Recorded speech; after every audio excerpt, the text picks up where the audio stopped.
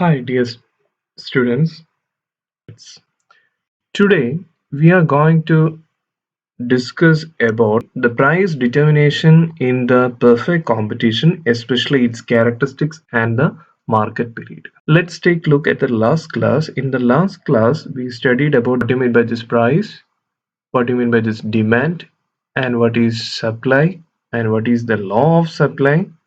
And also we studied about the supply curve and supply schedule, and at last we studied about the equilibrium price. കഴിഞ്ഞ പ്രാവശ്യം പഠിച്ചതിന്റെ ആ ഒരു ബാക്കപ്പിൽ നിന്നുകൊണ്ടാണ് നമ്മൾ ഇന്നത്തെ ക്ലാസ് തുടങ്ങാനായിട്ട് പോകുന്നത്. മൊഡ്യൂളിന്റെ പേര് തന്നെ പ്രൈസിംഗ് ഇൻ ഡിഫറെന്റ് മാർക്കറ്റ്സ് എന്നുള്ളതാണ്.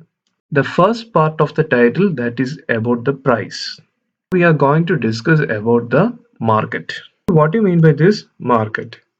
In simple terms, we can say that the market is an area that brings buyers and sellers into contact with each other.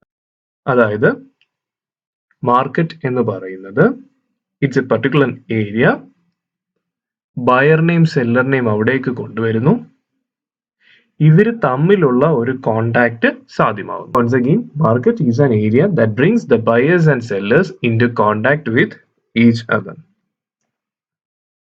അങ്ങനെയാണെങ്കിൽ ഒരു സ്ഥലത്തെ മാർക്കറ്റ് എന്ന് വിളിക്കുന്നതിന് ചില പ്രധാനപ്പെട്ട ഘടകങ്ങളുണ്ട്.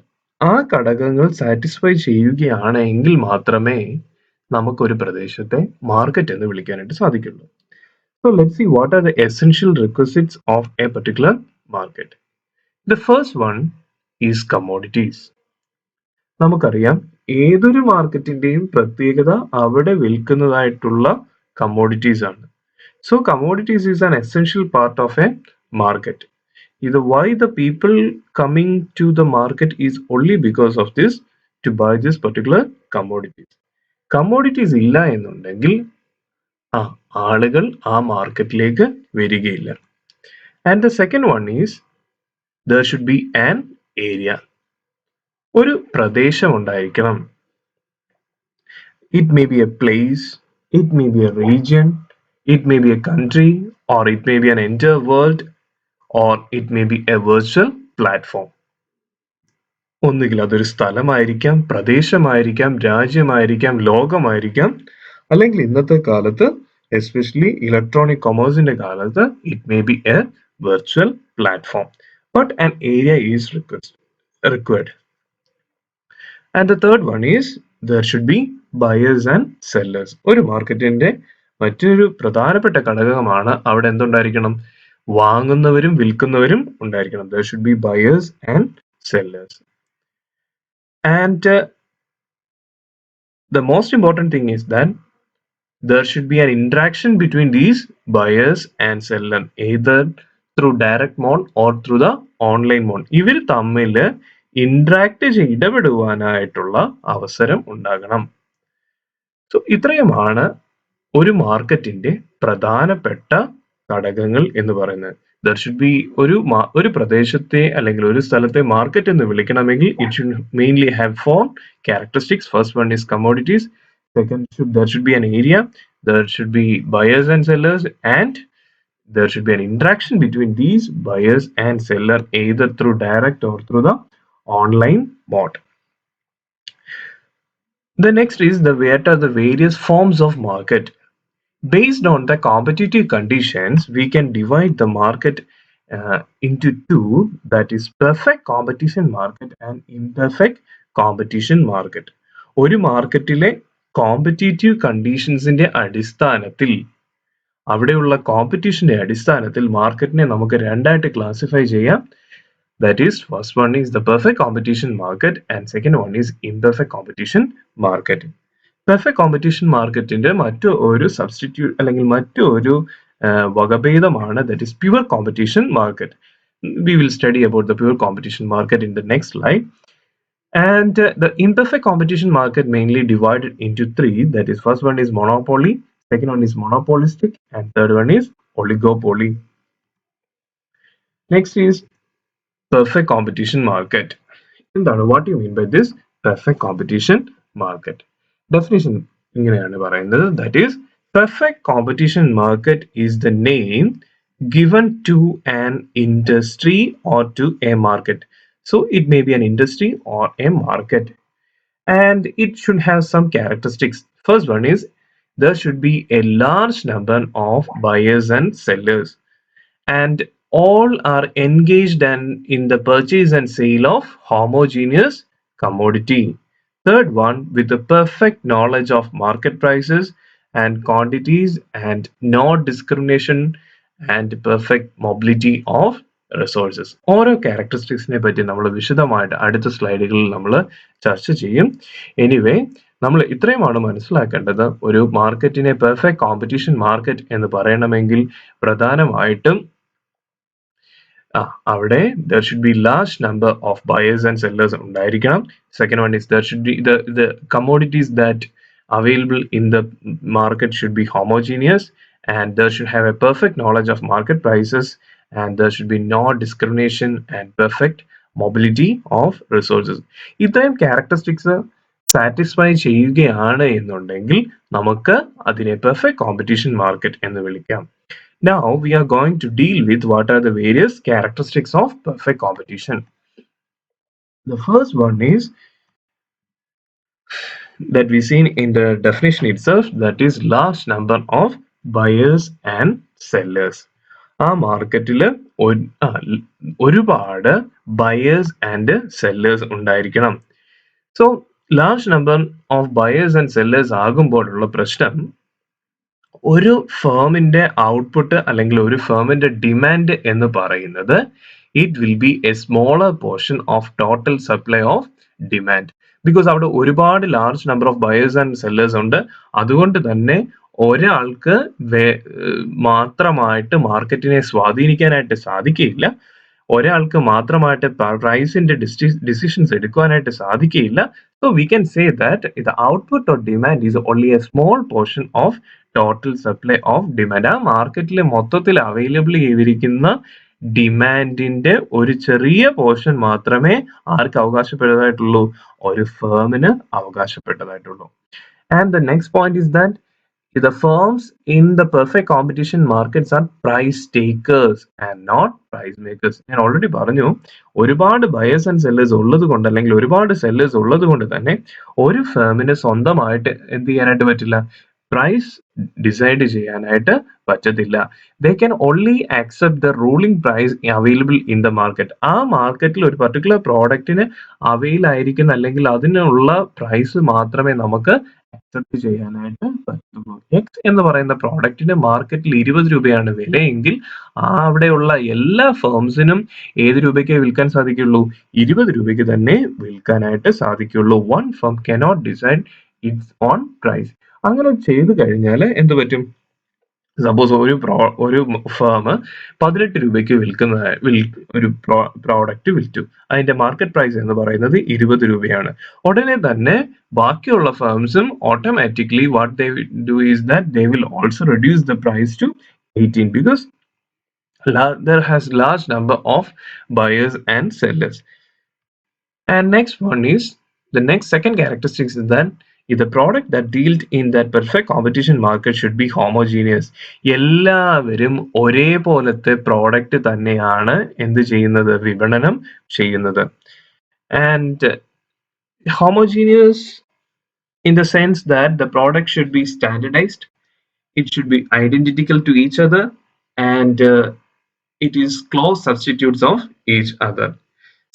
എല്ലാം ഒരേപോലെ സ്റ്റാൻഡേർഡൈസ് ആയിരിക്കും, ഐഡന്റിറ്റിക്കൽ ആയിരിക്കും, സബ്സ്റ്റിറ്റ്യൂട്ട് ഒന്നിന് പകരം മറ്റൊന്ന് ഉപയോഗിക്കാൻ പറ്റുന്ന രീതിയിലുള്ള പ്രോഡക്ട്സ് ആയിരിക്കും. അല്ലെങ്കിൽ വ്യത്യസ്തമായ യാതൊരുവിധ പ്രോഡക്റ്റും എവിടെ ഉണ്ടാവില്ല?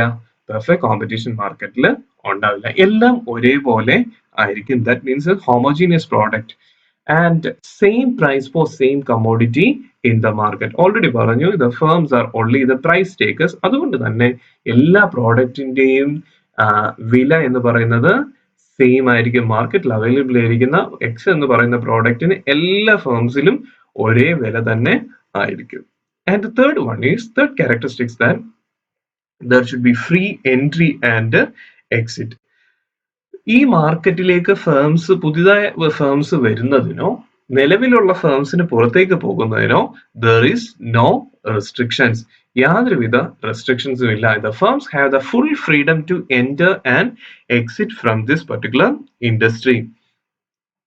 സോ ഇങ്ങനെ ഉള്ളത് കൊണ്ട് അല്ലെങ്കിൽ ഈ ഒരു full freedom to enter and exit ഉള്ളത് കൊണ്ട് ഇത് firms are earning only the normal profit. അവർ നേടുന്നതായിട്ടുള്ള പ്രോഫിറ്റ് എന്ന് പറയുന്നത് it should be normal profit. Particular കടയ്ക്ക് നോർമൽ പ്രോഫിറ്റിനെക്കാട്ടി കൂടുതൽ പ്രോഫിറ്റ് കിട്ടുന്നു എന്ന് വിചാരിക്കാം. ഉടനെ തന്നെ എന്താ ചെയ്യും? ബിക്കോസ് അവിടെ ഫ്രീ എൻട്രി ആൻഡ് എക്സിറ്റ് ആണ്. സോ അവിടെ പ്രോഫിറ്റ് ഉണ്ടെന്ന് കരുതി അല്ലെങ്കിൽ ആ പർട്ടിക്കുലർ ഐറ്റം ഡീൽ ചെയ്ത പ്രോഫിറ്റ് ഉണ്ടെന്ന് കരുതി ഇത് new firms will enter into the market. അപ്പോഴത്തേക്ക് എന്ത് പറ്റും?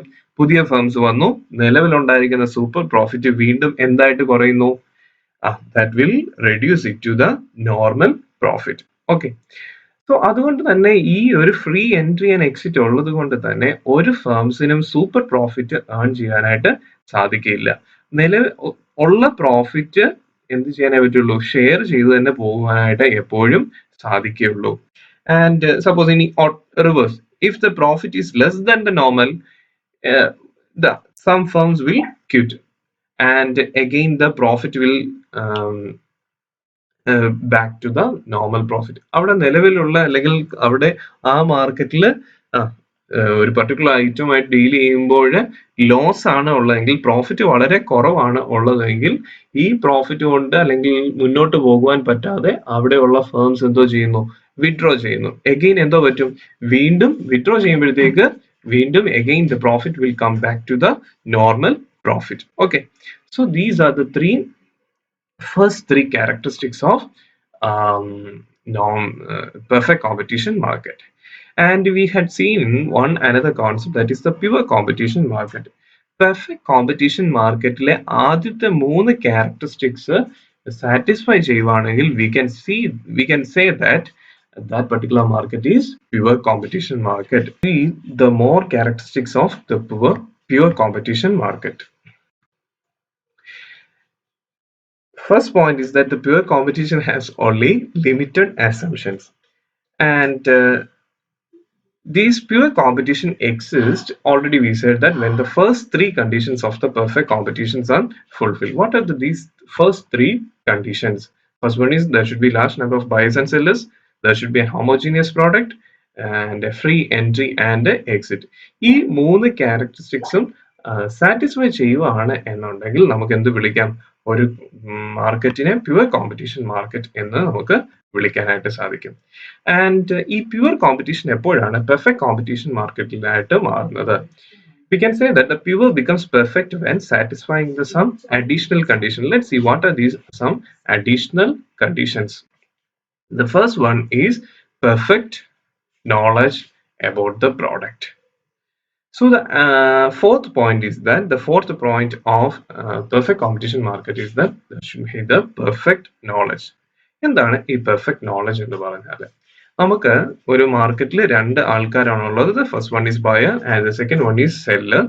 And if the buyer knows more about the product and the price available in that particular market, we can say that the buyer has a perfect knowledge about the market. And from the seller point of side, if the seller knows the informations about the market and also the price of the various commodities, we can say that the seller has the perfect knowledge about the market. അപ്പം വാങ്ങുന്ന ആൾക്കും വിൽക്കുന്ന ആൾക്കും തൻ്റെതുമായി ബന്ധപ്പെട്ട അറിവുകൾ കൃത്യമായിട്ട് ഉണ്ട് എന്നുണ്ടെങ്കിൽ നമുക്ക് പറയാം that particular buyer and seller has perfect knowledge.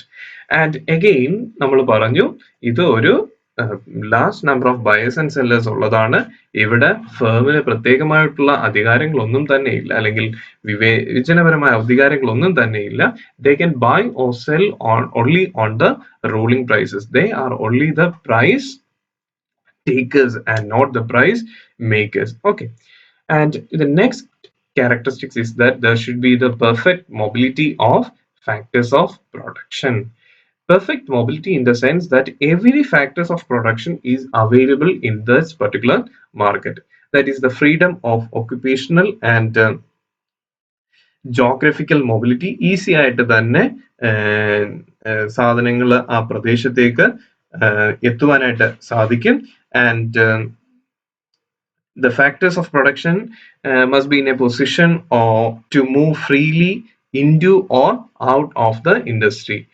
And ഇങ്ങനെ ഈ ഒരു പെർഫെക്റ്റ് മൊബിലിറ്റി ഉള്ളത് കൊണ്ട് തന്നെ, ഈ freedom of occupation and geographical mobility ഉള്ളത് കൊണ്ട് തന്നെ, in the perfect market we can say that there should not be any monopoly over the supply of factors, or it removes the possible tendency of monopoly over the supply of factors, because എല്ലാ ഫാക്ടേഴ്സും എല്ലാവർക്കും available ആണ്. ഒരു പ്രത്യേക ഫേമിന് മാത്രമായിട്ട് അല്ലെങ്കിൽ പ്രത്യേക ഫേമിന്റെ മാത്രം സ്വത്ത് അല്ല ഏതെന്ന് പറയുന്ന ഫാക്ടേഴ്സ് ഓഫ് പ്രൊഡക്ഷൻ. അതുകൊണ്ട് തന്നെ this perfect competition market removes the possible tendency of monopoly over the supply of factors. And next point is that there is the absence of transportation cost. നമുക്കറിയാം ഒരു സാധനത്തിന് എല്ലാവർക്കും ഒരേ വില തന്നെയാണ്, അല്ലെങ്കിൽ എക്സ് എന്ന് പറഞ്ഞ പ്രോഡക്റ്റിന് പെർഫെക്റ്റ് കോമ്പറ്റീഷൻ മാർക്കറ്റിൽ 20 രൂപയാണ് എന്ന് വിചാരിക്കുക. ഈ 20 രൂപ കൂട്ടാനും പറ്റില്ല, കുറയ്ക്കുവാനായിട്ടും പറ്റില്ല. അങ്ങനെയാണ് എന്നുണ്ടെങ്കിൽ ആ ഒരൊറ്റ പ്രൈസിൽ തന്നെ നമുക്ക് മുന്നോട്ട് പോകണമെങ്കിൽ we cannot claim the transportation cost. If we claim the transportation cost, the price will go up and it will goes against the rules of the perfect competition market. അതുകൊണ്ട് തന്നെ no individual can influence the price. നമ്മൾ again വീണ്ടും പറയുന്നു, that is the in the perfect competition market if the firms are only price takers and not price makers. So there is no transportation cost, അല്ലെങ്കിൽ we cannot charge transportation cost to the price. We can accept only the ruling price. And next one is independence on decision making. ബയർക്കും സെല്ലർക്കും സ്വന്തമായിട്ട് അവരുടേതായ കാര്യങ്ങളിൽ തീരുമാനമെടുക്കാനായിട്ട് പറ്റും. ഏതൊക്കെ കാര്യങ്ങളാന്ന് നോക്കാം. First one, the buyers are free to buy the commodities from any seller. ബയർക്ക് ഏതൊരു സെല്ലറിന്റെ അടുത്ത് നിന്ന് പോയി എന്ത് ചെയ്യാം, സാധനങ്ങൾ മേടിക്കാം. ഇന്ന ആളുടെ കയ്യിൽ നിന്ന് മാത്രമേ മേടിക്കാവൂ എന്ന് യാതൊരുവിധ നിയമങ്ങളുമില്ല. ബിക്കോസ് ഓൾറെഡി നമ്മൾ പറഞ്ഞു, ഇത് product deal in the perfect competition market is homogeneous product. അതുകൊണ്ട് തന്നെ the buyers are free to buy the commodities from the any seller. And again, from the seller point of side, sellers are free to sell their commodities to any buyer, because in the perfect competition market there are large number of buyers and sellers, so the sellers are free to sell their commodities to any buyer. And next one is indifference. Indifference in the sense that the no buyer has a preference to buy from a particular seller. എല്ലാ ആൾക്കാരുടെയും കയ്യിൽ deal ചെയ്യുന്നതായിട്ടുള്ള സാധനങ്ങൾ ഒരേപോലെയുള്ളതായതുകൊണ്ട് no buyer has a preference to buy from a particular seller, and again from the seller point of the side, no seller has the preference to sell to a particular buyer. Independence on decision making and indifference നമുക്ക് കൂട്ടിച്ചേർത്ത് വായിക്കാനായിട്ട് സാധിക്കും, because the buyers are free to buy the commodities from any seller, and no buyers has the preference to buy from a particular seller. Again, from the seller's point of view, sellers are free to sell their commodities to any buyer, and the seller has no preference to sell to a particular buyer. And the last characteristics is that the absence of artificial restrictions. ഇത് free entry and exit ആയിട്ട് ചേർത്ത് പറയാം. നമ്മൾ already പറഞ്ഞു, there is no restriction to entry and exit. അതേപോലെ തന്നെ there is no restrictions and demand, supply, prices of goods and factors of production. ഇത് ഡിമാൻഡുമായി ബന്ധപ്പെട്ടോ സപ്ലൈയുമായി ബന്ധപ്പെട്ടോ അല്ലെങ്കിൽ price of goods and factors of പ്രൊഡക്ഷനുമായി ബന്ധപ്പെട്ടോ യാതൊരുവിധ നിയന്ത്രണങ്ങളും ഇല്ല. അതേപോലെ തന്നെ there should not be any government fixation of the prices of goods or the factors of production. Government ഈ പ്രൈസിന്റെ കാര്യത്തിലോ ഫാക്ടേഴ്സ് ഓഫ് പ്രൊഡക്ഷന്റെ പ്രൈസിന്റെ കാര്യത്തിലോ അല്ലെങ്കിൽ ഡിമാൻഡിന്റെ കാര്യത്തിലോ യാതൊരുവിധ ഇടപെടലും നടത്തത്തില്ല. ഓക്കെ, സോ അതുകൊണ്ട് തന്നെ there is no artificial restrictions in the perfect competition market. So these are the various characteristics of perfect competition market. First one is large number of buyers and sellers, and second one is they are dealing with the homogeneous product. There is free entry and exit, and perfect knowledge, perfect mobility of factors of production, absence of transportation cost, and independence in the decision making, indifference, and the absence of artificial restrictions. And we discussed about the various character, the difference between the pure and perfect competition market. And we had seen the first three conditions of the pure competition market. And we also seen the pure becomes perfect when satisfying the additional conditions. Then the next point is that the economy will take more time to get adjusted to the changes of demand and supply and price due to following reasons. Pure competition market economy will take more time to get adjusted to changes in the demand and supply. Pure competition market കുറെ അധികം സമയം എടുക്കും എന്തിന് ഈ changes in demand, supply and പ്രൈസുമായിട്ട് adjust ആകുന്നതിന് വേണ്ടി. പ്രധാനമായിട്ടും അതിന് മൂന്ന് കാരണങ്ങളാണ് പറയുന്നത്. നമ്മൾ നേരത്തെ പറഞ്ഞ പെർഫെക്റ്റ് കോമ്പറ്റീഷന്റെ ക്യാരക്ടറിസ്റ്റിക്സിന് ഓപ്പോസിറ്റ് ആയിട്ടുള്ള കാര്യങ്ങളാണ്. First one is incomplete knowledge. The buyer no seller co they have no idea about the market, or their knowledge is limited. And second one is imperfect mobility. Factors of production available ആകുന്നതിന് ഒരു ഒരു ഒരു കൃത്യമായ കാലതാമസം നേരിടുന്നു. There is an imperfect in and the അല്ലെങ്കിൽ imperfect in the availability of mobility of factors of production, imperfect mobility of factors of production. And the last one is there is the presence of transportation cost. അവിടെ transportation cost ഉള്ളത് കൊണ്ട് തന്നെ ഈ പ്രൈസിനകത്ത് various ഉണ്ടാകാനുള്ള chances കൂടുതലാണ്. Because so due to these three reasons, the economy will take economy in the sense that economy in the pure competition will take more time to get adjusted to the changes of demand, supply and prices. Okay, so this is about the pure competition and this perfect competition. Okay, നിങ്ങൾക്ക് മനസ്സിലായി എന്ന് വിചാരിക്കുന്നു. ഇതിനകത്ത് പ്രധാനപ്പെട്ടത് what are the various characteristics of perfect competition. It's very important. It may ask for in the section B or the section C. Okay, it's very important. And the next point is what is the difference between pure competition and perfect competition. വളരെ എളുപ്പമാണ്. Perfect കോമ്പറ്റീഷന്റെ ആദ്യത്തെ മൂന്ന് characteristics satisfy ചെയ്യുവാണെങ്കിൽ അതിനെ നമ്മൾ pure competition എന്ന് പറയുന്നു. Additional condition satisfy ചെയ്യുവാണെങ്കിൽ പെർഫെക്റ്റ് കോമ്പറ്റീഷൻ എന്ന് പറയുന്നു. ദെൻ അവിടുത്തെ കാര്യങ്ങൾ നമ്മൾ പറഞ്ഞു. അവിടുത്തെ പെർഫെക്റ്റ് കോമ്പറ്റീഷനകത്തുള്ള ക്യാരക്ടറിസ്റ്റിക്സ് നമ്മൾ സെർച്ച് ചെയ്തു.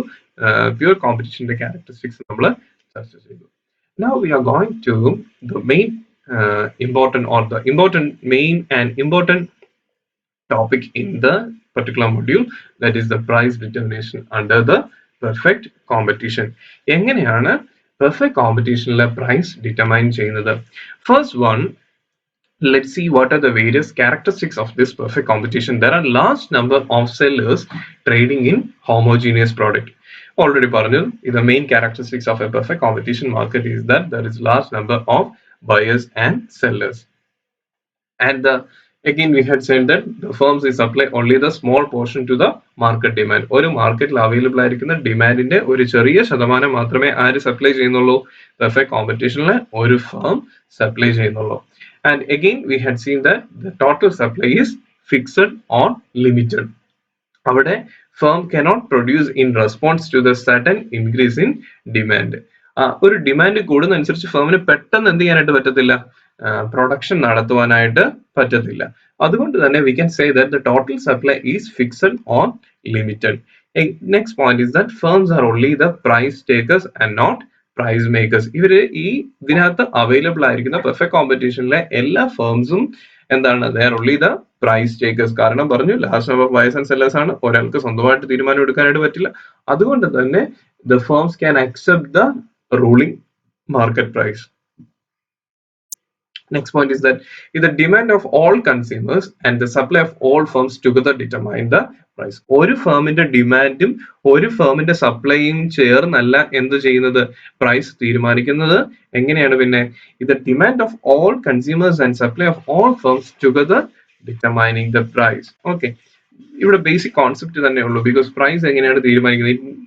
it mainly based on the demand. Okay, so നമുക്ക് ഒരു ഫേമിന്റെ ഡിമാൻഡും നോക്കി അല്ലെങ്കിൽ ഒരു ഫേമിന്റെ സപ്ലൈ മാത്രം നോക്കി എന്ത് ചെയ്യാനായിട്ട് പറ്റത്തില്ല? പ്രൈസ് ഡിറ്റർമൈൻ ചെയ്യാനായിട്ട് പറ്റത്തില്ല. Because there are large number of buyers and again we said that the firms are only the price takers and not the price makers. So the demand of all consumers and the supply of all firms together determine the price, and individual firm doesn't have its own price policy. Okay. And again, the main problem of a firm is to determine the price of its product, but to adjust its output to the given price so that the profit is maximum. So ഇവിടെ ഫേംസ് നേരിടുന്ന പ്രധാന പ്രശ്നം എന്താണ്? Price തീരുമാനിക്കുക എന്നുള്ളതല്ല, മറിച്ച് to adjust its output to the given price. നിലവിലുള്ള പ്രൈസിന് എന്തുമാത്രം സാധനങ്ങൾ വിൽക്കാനായിട്ട് പറ്റും എന്നുള്ളതാണ് ഇവിടുത്തെ പ്രധാന പ്രശ്നം. So the profit is always maximum. Because നമ്മൾക്ക് സഫർ ചെയ്യാനായിട്ട് പറ്റുന്ന, അല്ലെ നമുക്ക് പ്രോഫിറ്റ് കിട്ടുന്നുണ്ട് എന്ന് കിട്ടുന്നുണ്ടെങ്കിൽ മാത്രമേ അതിനനുസരിച്ചുള്ള ക്വാണ്ടിറ്റി മാത്രമേ നമ്മൾ എന്ത് ചെയ്യത്തുള്ളൂ, സെല്ല് ചെയ്യത്തുള്ളൂ. So the main problem of the firm is not to determine the price of its product, but to adjust its output to the given price so that the profit is maximum. ഇത് നമ്മൾ കുറച്ച് last സ്ലൈഡിലേക്ക് വരുമ്പോൾ നമ്മൾ കൂടുതൽ വ്യക്തമാകും how we are determining that particular quantity that gives maximum profit. നമുക്ക് maximum profit തരുന്നിട്ടുള്ള ക്വാണ്ടിറ്റി എങ്ങനെയാണ് കണ്ടുപിടിക്കുന്നത് എന്നുള്ളത് ഈ സ്ലൈഡിൽ, ഈ പ്രസന്റേഷൻ അല്ലെങ്കിൽ നെക്സ്റ്റ് പ്രസന്റേഷനിൽ നമുക്ക് കൂടുതൽ മനസ്സിലാക്കുവാനായിട്ട് സാധിക്കും. അതുകൊണ്ട് നമുക്കിപ്പോൾ പറയാനായിട്ട് പറ്റുന്നത് പ്രൈസ് കോമ്പറ്റീഷനകത്ത് പ്രൈസ് ഡിറ്റർമിനേഷൻ എന്ന് പറയുന്നത് ഒരു പ്രശ്നമേ അല്ല. ബിക്കോസ് ദ പ്രൈസ് ഡിറ്റർമിനേഷൻ എന്ന് പറഞ്ഞാൽ റൂളിംഗ് പ്രൈസ് അക്സെപ്റ്റ് ചെയ്യുക എന്നുള്ളത് മാത്രമാണ് പ്രതിവിധി ഫേംസിനെ സംബന്ധിച്ചിടത്തോളം. നമ്മൾ ഡിസ്കസ് ചെയ്യാനായിട്ട് പോകുന്നത് ഇനി ഇൻഡസ്ട്രിയിൽ എങ്ങനെയാണ് അല്ലെങ്കിൽ മാർക്കറ്റിൽ എങ്ങനെയാണ് ഈ പ്രൈസ് ഡിറ്റർമൈൻ ചെയ്യുന്നത് എന്നുള്ളതാണ്. ആൻഡ് അഗെയിൻ നമ്മൾ ഓൾറെഡി പറഞ്ഞു, the demand conditions are subject to rapid change and the supply cannot be easily changed because total supply എന്ന് പറയുന്നത് ഫിക്സ്ഡ് ആണ്. ആ മാർക്കറ്റിലേക്ക് അവൈലബിൾ ആയിരിക്കുന്ന ടോട്ടൽ സപ്ലൈ ഫിക്സ്ഡ് ആണ്. പക്ഷേ ഈ ഡിമാൻഡ് എപ്പോഴും എന്ത് ചെയ്തുകൊണ്ടിരിക്കും, ചേഞ്ചസ് ചെയ്തുകൊണ്ടിരിക്കും. നമ്മൾ അത് പഠിച്ചു, what are the various factors of demand. ആ ഫാക്ടേഴ്സ് ഓഫ് ഡിമാൻഡിനനുസരിച്ച് ചേഞ്ചസ് ഉണ്ടാകും. പക്ഷെ അതനുസരിച്ച് നമുക്ക് എന്ത് ചെയ്യാനായിട്ട് പറ്റത്തില്ല, സപ്ലൈ ചേഞ്ച് ചെയ്യാനായിട്ട് പറ്റത്തില്ല. Once again, production cannot be adjusted in tune with the demand. So the Professor Alfred Marshall introduced 3 time periods for determining the price determination. So ഇങ്ങനെ ഒരു ബേസിക് പ്രോബ്ലം ഉള്ളത് കൊണ്ട് തന്നെ ആൽഫ്രഡ് മാർഷൽ 3 സമയത്തെ വിവക്ഷിച്ചിരിക്കുകയാണ് for determining the price determination. First one is that market period, second period is that short run, and the last one is long run. Okay, so we can see 3 time periods for determining the price determination. The first one is market period, second one is short run, and the third one is long run. Let's see what you mean by these 3 market periods. Okay, then a period of time is required for changes to made in size, scale, and organization of the firm as well as industry. എന്തുകൊണ്ടാണ് Alfred Marshall ഈ time period അനുസരിച്ച് മാർക്കറ്റിനെ divide ചെയ്തതിനുള്ള കാരണം എന്ന് പറയുന്നത്, because we know that a period of time is required for the changes to be made in the size, scale and organisations of firms as well as industry. So ആ എടുക്കുന്ന സമയത്തിനനുസരിച്ച് ആണ് എന്ത് ചെയ്തിരിക്കുന്നത്, ഇവിടെ മാർക്കറ്റിനെ 3ആയിട്ട് ക്ലാസിഫൈ ചെയ്തിരിക്കുന്നത്. Okay, and again first one is the price determination in the market period. നമ്മൾ അതിനകത്ത് ആദ്യത്തെ കോൺസെപ്റ്റിലേക്ക് കയറുകയാണ്, how the price is determined in the market period. അതിന് മുൻപ് let's see what you mean by this market period. First one, the market period is a very short period of 1 or 2 days. 1-2 ദിവസം നീണ്ടു നിൽക്കുന്നതായിട്ടുള്ള period ആണ് ഏതെന്ന് പറയുന്നത് market period. ഒരു പ്രോഡക്റ്റിന്റെ പരമാവധി ആയുസ് എന്ന് പറയുന്നത് 1 അല്ലെങ്കിൽ 2 ദിവസം, അല്ലെങ്കിൽ കുറച്ചും കൂടെ പറഞ്ഞു കഴിഞ്ഞാൽ on up to maximum of 1 week. അതിന് അപ്പുറത്തേക്ക് എന്തില്ല, ആ പ്രോഡക്റ്റിന് ലൈഫ് ഇല്ല. സോ അതുകൊണ്ട് തന്നെ we can say that the market period is a very short period of 1 or 2 days or up to 1 week maximum. And the second point is that the total supply is fixed or limited to the existing stock, because it's a common characteristics of the perfect competition market, that is the total supply is fixed or limited to the existing stock, because മാറുന്ന ഡിമാൻഡിനനുസരിച്ച് കൂടുതൽ production എവിടെ നടക്കില്ല, perfect കോമ്പറ്റീഷനിൽ നടക്കില്ല. So the total supply is always fixed. And again, the other characteristics of market period is that നമ്മൾ already പറഞ്ഞു there is freedom of entry and exit in the perfect competition market. എന്നാൽ market പീരീഡിൽ എന്ത് ചെയ്യാനായിട്ട് പറ്റത്തില്ല, the new firms cannot enter the industry or can existing firms leave, because നമ്മളിവിടെ പറഞ്ഞു ഒരു പ്രോഡക്റ്റിന്റെ മാക്സിമം ലൈഫ് എന്ന് പറയുന്നത് എത്രയേ ഉള്ളൂ, 1 അല്ലെങ്കിൽ 2 ദിവസം മാത്രമാണ്. ഈ 1 അല്ലെങ്കിൽ 2 ദിവസം കൊണ്ട് പുതിയൊരു ഫേംസിന് എന്ത് ചെയ്യാനായിട്ട് പറ്റത്തില്ല, they cannot enter the industry nor can existing the firms leave. അതുകൊണ്ട് അവിടെ തിരിഞ്ഞു പോകരുത്. നമ്മൾ ബേസിക് ക്യാരക്ടറിസ്റ്റിക്സിനകത്ത് നമ്മൾ പറഞ്ഞിരുന്നത് എന്താണ് പറഞ്ഞേക്കുന്നത്, there is freedom of entry and exit. പക്ഷെ മാർക്കറ്റ് പീരീഡിന്റെ ക്യാരക്ടറിസ്റ്റിക്സ് പറയുമ്പോഴത്തേക്ക് നമ്മൾ പറയുന്നത് എന്താണ്, the new firms cannot enter the industry. അതിന്റെ റീസൺ ഇതേ ഉള്ളൂ, മാർക്കറ്റ് പീരീഡിലുള്ള പ്രോഡക്റ്റിന്റെ ആയുസ് എന്ന് പറയുന്നത് 1 or 2 days or up to maximum 1 week. ഈ കാലയളവിൽ എന്ത് ചെയ്യാനായിട്ട് പറ്റില്ല, new firms cannot enter the industry nor can existing firms leave. And okay, price is determined entirely by the demand conditions. ആ ഡിമാൻഡ് കണ്ടീഷൻസിനനുസരിച്ച് മാത്രമേ എന്ത് തീരുമാനിക്കുകയുള്ളൂ, പ്രൈസ് തീരുമാനിക്കുകയുള്ളൂ. Because already we seen its explanation. The shape of the supply curve depends upon the nature of commodity. So it's important. ആ നമ്മൾ അവിടെ വിൽക്കുവാനായിട്ട് വെച്ചിരിക്കുന്ന കമ്മോഡിറ്റിയുടെ നേച്ചർ അനുസരിച്ചാണ് ഏതിന്റെ ഷേപ്പ് തീരുമാനിക്കുക, the shape of the supply curve തീരുമാനിക്കുക. അത് വെർട്ടിക്കൽ ആണോ, ഹൊറിസോണ്ടൽ ആണോ, ദെൻ വെർട്ടിക്കൽ മൂവിങ് അപ്വേർഡ്സ് ആണോ, ഏത് രീതിയിലാണ് അതിന്റെ ഷേപ്പ് വരുന്നതെന്ന് basically depends upon the nature of commodities. So അതുകൊണ്ട് തന്നെ കമ്മോഡിറ്റീസിനെ നമ്മൾ രണ്ടായിട്ട് ക്ലാസിഫൈ ചെയ്യുവാണ്, that is perishable goods and non perishable goods. First point is that the price determination of the perishable goods. എന്താണ് ഈ പെരിഷബിൾ ഗുഡ്സ് എന്ന് പറയുന്നത്? നമുക്കറിയാം, if the market period of a particular product is a few hours or a day, we can say that that particular product is a perishable goods. നമുക്കറിയാം മീന്, അതേപോലെ ഇറച്ചി, പച്ചക്കറി, ഇതിന്റെയൊക്കെ കാര്യത്തില് ഒരു അതിന്റെ മാർക്കറ്റ് പീരീഡ് എന്ന് പറയുന്നത് വളരെ കുറവാണ്, അല്ലെങ്കിൽ വളരെ അധികം നാള് നമുക്ക് നീട്ടിക്കൊണ്ട് പോകുവാനായിട്ട് പറ്റത്തില്ല. And the next point is that supply is limited to the quantity available.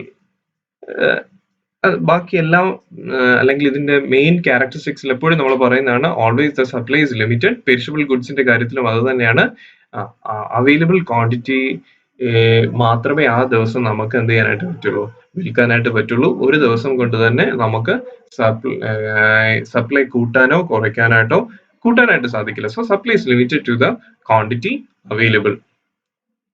And the third point is that as we cannot be kept over a long period of time, the total quantity supply should be sold out on the same day at whatever price may be. നമുക്കറിയാം ഈ മീന് അങ്ങനെയുള്ള കാര്യങ്ങളെല്ലാം തന്നെ ആ ദിവസം തന്നെ നമ്മൾ ഇവിടെ എടുത്തിരിക്കുന്ന അസംഷൻ എന്ന് പറഞ്ഞാൽ, നമുക്ക് ഇന്ന് 5 കിലോ മീൻ നമ്മുടെ കയ്യിലേക്ക് വരുവാണെങ്കിൽ ആ 5 കിലോ മീൻ ഇന്ന് തന്നെ നമുക്ക് എന്ത് ചെയ്യണം, സോൾഡ് ഔട്ട് ചെയ്യണം.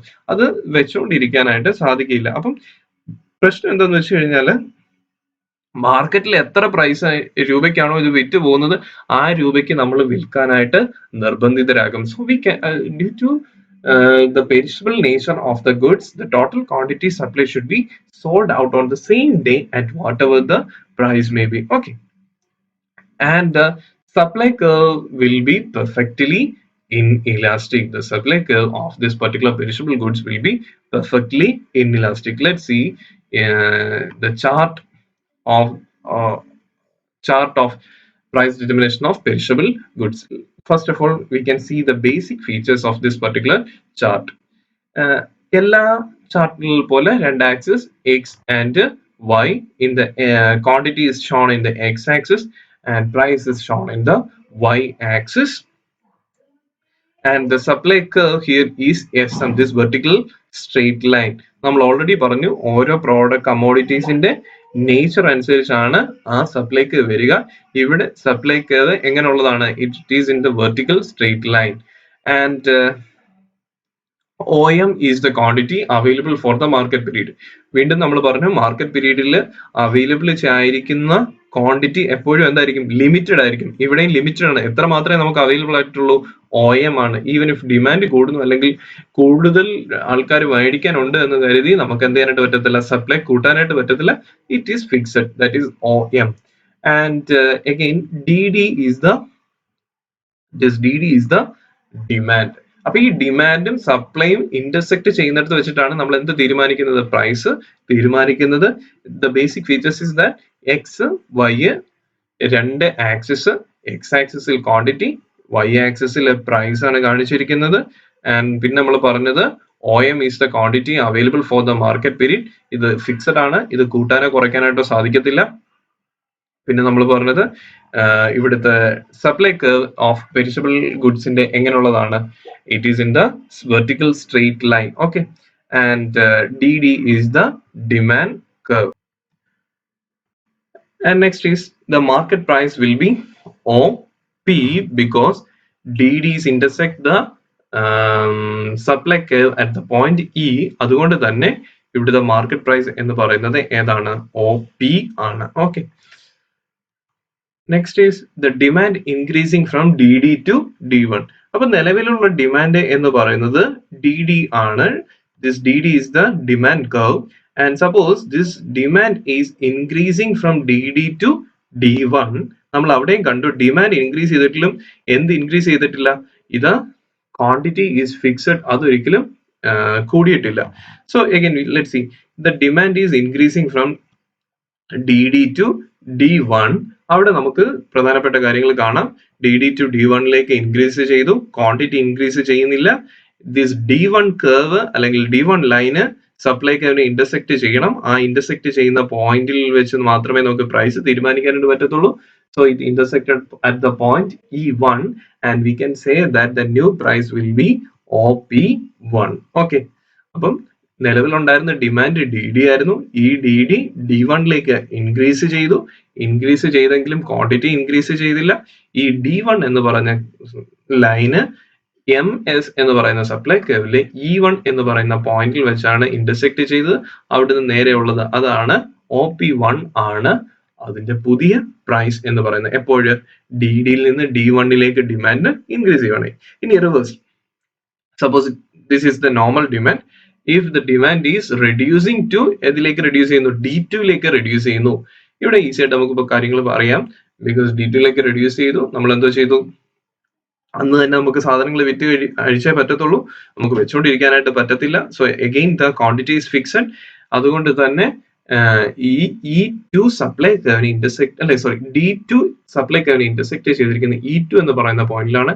അവിടുന്ന് നേരെ Y ആക്സിസിലേക്ക് നോക്കുന്നു. That will be the another price when the DD demand is reducing to D2 demand. Okay, next. അപ്പൊ ഇത്രയും കാര്യങ്ങളാണ് ഏതുമായിട്ട് ബന്ധപ്പെട്ടത്, പെരിഷബിൾ നേച്ചർ ഓഫ് അല്ലെങ്കിൽ പ്രൈസ് ഡിറ്റർമിനേഷൻ ഓഫ് പെരിഷബിൾ ഗുഡ്സിൽ. വളരെ ഈസി ആയിട്ട് നമ്മൾ പറഞ്ഞു തീർത്തു. എന്താ കാര്യങ്ങൾ ഇത്രയേ ഉള്ളൂ. പെരിഷബിൾ ഗുഡ്സ് ആകുമ്പോൾ അന്ന് തന്നെ നമുക്ക് സാധനങ്ങൾ വിറ്റഴിച്ചേ പറ്റത്തുള്ളൂ. So the quantity is always fixed. അവിടുത്തെ സപ്ലൈ കർവിന്റെ ഷേപ്പ് എന്ന് പറയുന്നത് വെർട്ടിക്കൽ ഷേപ്പ് ആണ്, വെർട്ടിക്കൽ സ്ട്രെയിറ്റ് ലൈൻ ആണ്. അതുകൊണ്ട് തന്നെ ആ വെർട്ടിക്കൽ സ്ട്രെയിറ്റ് ലൈനത്തോട് ഡിമാൻഡ് വന്ന് ഇന്റർസെക്ട് ചെയ്യുന്നിടത്ത് അല്ലെ, ഓക്കെ, ഡിമാൻഡ് വന്ന് ഇന്റർസെക്ട് ചെയ്യുന്നിടത്താണ് പ്രൈസ് തീരുമാനിക്കാൻ. ഇവിടെ 3 പ്രൈസസ് നമ്മൾ കണ്ടു. That is at the point of E1, at the point of E and at the point of E2. Demand കൂടുമ്പോഴും ഡിമാൻഡ് കുറയുമ്പോഴും ഉള്ള ചേഞ്ചസ് നമ്മൾ കണ്ടു. Okay, next one we are going to the price determination of non perishable goods.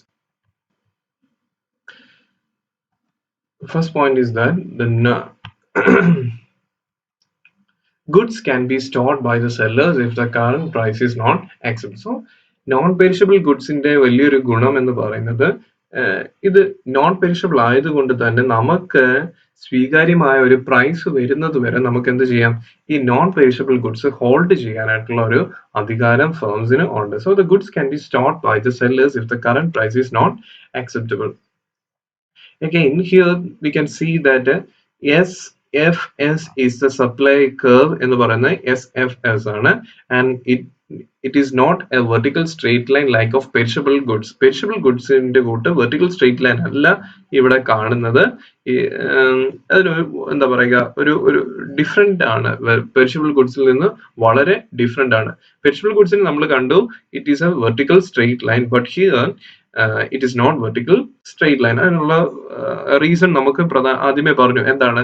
അന്ന് തന്നെ നമുക്ക് വിറ്റഴിക്കേണ്ട ഒരു കാര്യമില്ല. Price കുറവാണ് എങ്കിൽ, മാർക്കറ്റ് അവൈൽ ചെയ്തിരിക്കുന്ന പ്രൈസ് കുറവാണ് എന്നുണ്ടെങ്കിൽ സെല്ലർക്ക് എന്ത് ചെയ്യാം? അത് സ്റ്റോർ ചെയ്ത് വെക്കാനായിട്ട് സാധിക്കും. ഈ ഒരു സാവകാശം നമുക്ക് എവിടെ ലഭിക്കത്തില്ല? പെരിഷബിൾ ഗുഡ്സിന്റെ കാര്യത്തിൽ സാധിക്കത്തില്ല. അതുകൊണ്ടാണ് അത് എപ്പോഴും വെർട്ടിക്കൽ സ്ട്രെയിറ്റ് ലൈൻ ആയിട്ട് നിൽക്കുന്നത്. അഗെയിൻ ഇവിടെ നമുക്ക് അതുകൊണ്ട് തന്നെ ഈ ഒരു സൗകര്യം ഉള്ളത് കൊണ്ട് തന്നെ പ്രൈസസിനെ നമുക്ക് രണ്ടായിട്ട് the level of price can be divided into two. First one is very high price. That is the price at which seller is prepared to sell the stock. ഒരു സാധനം വിൽക്കാൻ കൊണ്ടുവരുമ്പോൾ ആ സെല്ലറുടെ മനസ്സിലുണ്ടാവുന്ന ഒരു പ്രൈസ് ഉണ്ട്. എനിക്ക് ഇത്ര മാത്രം പ്രോഫിറ്റ് കിട്ടും എന്ന് കണ്ടുവച്ചിട്ട് ഒരു പ്രൈസ് ഉണ്ട്. That is the very high price. And the next one is reserve price, right? At which the seller is not prepared to sell the stock. ഒരിക്കലും എനിക്ക് ലാഭകരമല്ലാത്ത ഒരു പ്രൈസിൽ ഞാൻ വിൽക്കില്ല. ആ പ്രൈസിനെയാണ് നമുക്ക് എന്ത് വിളിക്കുന്നത്? റിസർവ് പ്രൈസ് എന്ന് വിളിക്കുന്നത്. Okay, so the prices can be divided into, that is very high price, and the second one is reserve price. Let's see the various graph details. Okay.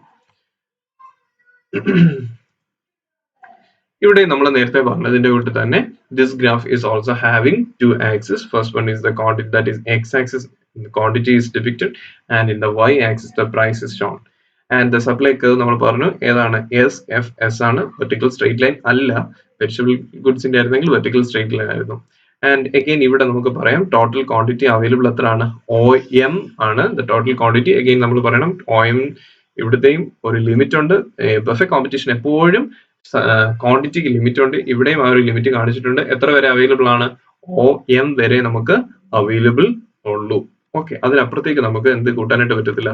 Quantity കൂട്ടാനായിട്ട് പറ്റത്തില്ല. എഗെയിൻ SF portions എന്ന് പറഞ്ഞാൽ it is elastic, and that means the quantity varies with prices in an elastic nature. Okay, and next point is that at the price OS, ഇവിടെ നോക്കുക, ഈ പ്രൈസിൽ OS പ്രൈസിൽ എന്ത് പോയിട്ടില്ല?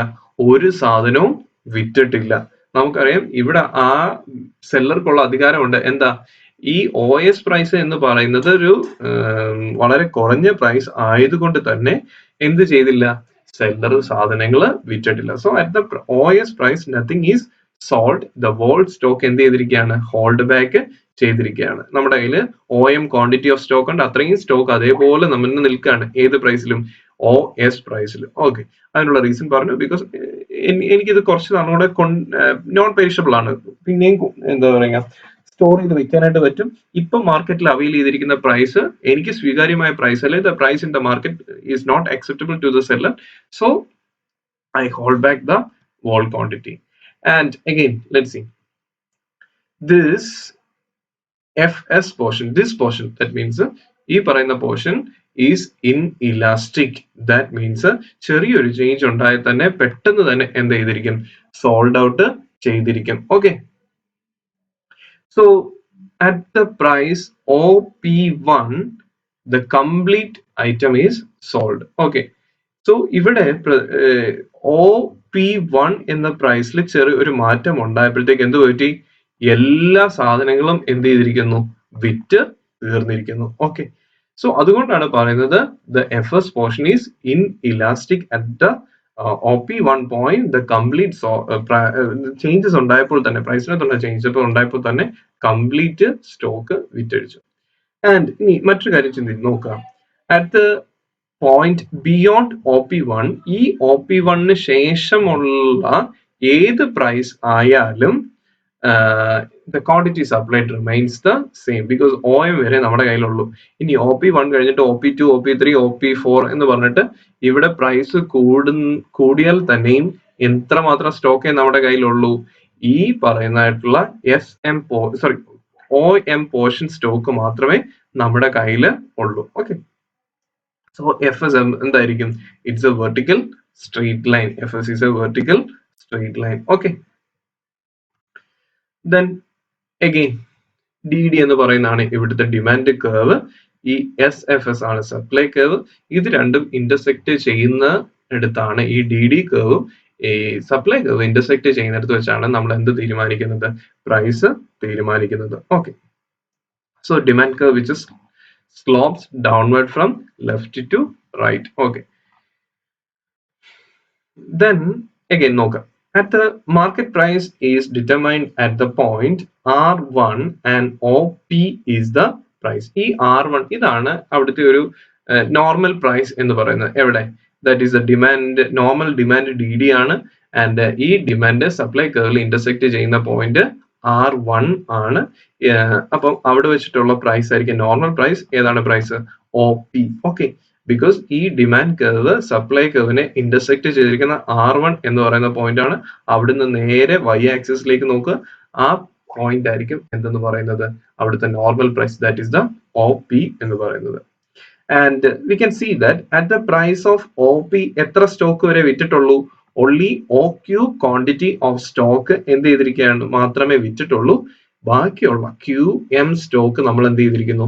ഹോൾഡ് ചെയ്തിരിക്കുന്നു. കാരണം നമുക്കറിയാം ഈ പ്രൈസ് സ്വീകാര്യമായിട്ട് അല്ലെങ്കിൽ ഇത്ര മാത്രമേ നമ്മൾ വിൽക്കാനായിട്ട് തീരുമാനിച്ചിട്ടുള്ളൂ. നമ്മുടെ പ്രോഫിറ്റ് സിറ്റുവേഷൻ അനുസരിച്ച് നമ്മൾ എന്ത് ചെയ്തിട്ടുണ്ട്? OQ വരെ മാത്രമേ നമ്മൾ വിറ്റിട്ടുള്ളൂ. Because at the normal price we sold out OQ. നമ്മൾ ഒരു സൂപ്പർ പ്രോഫിറ്റ് കിട്ടും എന്നുള്ള ധാരണയിൽ നമ്മൾ ബാക്കിയുള്ള QM ക്വാണ്ടിറ്റീസ് നമ്മൾ എന്ത് ചെയ്തിരിക്കുകയാണ്? സ്റ്റോർ ചെയ്തിരിക്കുകയാണ് മറ്റൊരു കൂടിയ വിലയ്ക്ക് വിൽക്കുന്നതിന് വേണ്ടിയിട്ട്. ഓക്കെ, മനസ്സിലായോ? അതായത് OP ക്വാണ്ടിറ്റി, OP എന്ന് പറയുന്ന പ്രൈസ് ആണ് നോർമൽ പ്രൈസ്. ആ പ്രൈസിൽ നമ്മൾ എത്ര ക്വാണ്ടിറ്റി മാത്രമേ വിറ്റിട്ടുള്ളൂ? We only sold out of OQ quantity. ബാക്കി വരുന്നതായിട്ടുള്ള the QM quantity is stored as a reserve and we are expecting a higher profit in the market. Okay.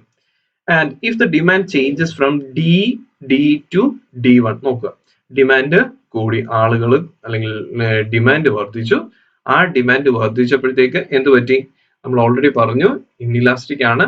അതുകൊണ്ട് തന്നെ ഫുൾ സ്റ്റോക്ക് നമ്മൾ എന്ത് ചെയ്തു? പ്രൈസ് കൂടിയപ്പോൾ നമ്മൾ വിറ്റഴിച്ചു. ദാറ്റ് ഈസ് OM ക്വാണ്ടിറ്റി നമ്മൾ എന്ത് ചെയ്തു? വിറ്റഴിച്ചു. സോ അവിടുത്തെ പ്രൈസ് കണ്ടെത്തുന്നത് എങ്ങനെയാ? ഈ ഡിമാൻഡ് കർവ് എന്തെങ്കിലും ഇന്റർസെക്ട് ചെയ്യണം, സപ്ലൈ കർവിന് ഇന്റർസെക്ട് ചെയ്യണം. അത് എവിടെ ചെയ്തേക്കുന്നത്? It intersect at the point F. അവിടെ നിന്ന് നേരെ y ആക്സിസിലേക്ക് നോക്കുന്നു. That is OP1. അതായിരിക്കും ഏതെന്ന് പറയുന്നത്? D1 ഡിമാൻഡിലെ പ്രൈസ് എന്ന് പറയുന്ന OP1. ഇനി നോക്കിക്കേ, പിയിൽ നിന്ന് P1ലേക്ക് പ്രൈസ് ഇൻക്രീസ് ചെയ്തല്ലേ? ഇൻക്രീസ് ചെയ്തെങ്കിലും എന്തുമാത്രം സ്റ്റോക്കേ വിറ്റ് പോയിട്ടുള്ളൂ? Only the OM quantity of stock is sold, because we know that the quantity is always fixed. Then opposite. ഇതിന്റെ ഓപ്പോസിറ്റ് സിറ്റുവേഷൻ ഏതാ? ഇനി ഈ DD എന്ത് ചെയ്യുന്നു? D0 സപ്പോസ് ഏതെങ്കിലും കാരണവശാല് ഡിമാൻഡ് കുറയുന്നു. കുറഞ്ഞു കഴിഞ്ഞാൽ എന്ത് ചെയ്യും? നോക്കിക്കേ, കുറഞ്ഞു. എവിടെ വെച്ചാണ് ഇന്റർസെക്ട് ചെയ്തിരിക്കുന്ന?